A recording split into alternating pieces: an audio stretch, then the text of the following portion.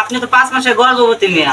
আমি ওয়ালাইকুম আসসালাম রাহমাতুল্লাহি ওয়া বারাকাতুহু। ভাই এই ডাক্তার দোকান কোনটা ভাই এখানে? ওই যে সামনে যাই হেরে একটা মোড় আছে না, মোড় যায় হেরে ঘুরে হেরে আরেকটা মোড় আছে না, ওই মোড়ের পাশে যে ছোট্ট একটা চিপা একটা দোকান আছে না, ওইটা হলো ডাক্তারের দোকান। ঠিক আছে? চিপা? হ্যাঁ হ্যাঁ চিপা। 2 মোড় পার হয়ে যে ছোট্ট একটা গলিতে যে একটা দোকান আছে, ওইটা হলো ডাক্তারের দোকান। আচ্ছা আচ্ছা ঠিক আছে ভাই, ধন্যবাদ ভাই, আপনি অনেক ধন্যবাদ। আসসালামু আলাইকুম। ওয়ালাইকুম আসসালাম রাহমাতুল্লাহি ওয়া বারাকাতুহু। ভাই ভালো আছেন? জি ভালো ভালো। হ্যাঁ ভাই ভাই এই যে আমারে একটা ডাক্তারের প্রেসক্রিপশন দিছে বুঝছেন, আমি তো পড়া পারি না, দেখেন তো ভাই এখানে কি লেখছে। বলতে পাইছি দোকান বাদতে স্যার কসমেটিক্স এর দোকান আছে, কি বলতে বললো দেখছেন নাকি?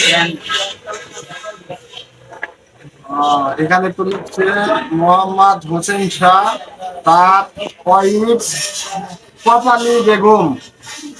এ তো প্রেসক্রিপশন আনছে, ও তো পুরুষ লোক, প্রেসক্রিপশন তো আনছে ওর ওয়াইফেরটা। এখন এটা তো ও তো গর্ভবতী, 5 মাসের গর্ভবতী ওর ওয়াইফ, হোসেন শাহ ওয়াইফ।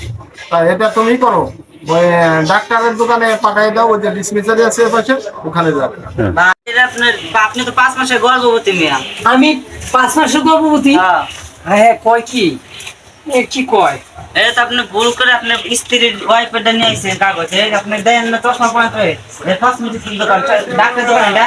ও ভুল করে ভাই, গেছেন। ও ভাই প্রেগনেন্ট মনে হয় আপনি বউ প্রেগনেন্ট না, তাদের মাথা নষ্ট হয়ে গেছে আপনার নিয়ে। হইতে পারে ভাই, ভুল হয়েছে, আমি তো কসমেটিক দোকান খেয়াল করি না। এই যে একটা চশমা পরে দেন তো, এটা কিসের দোকান দেখেন দেন।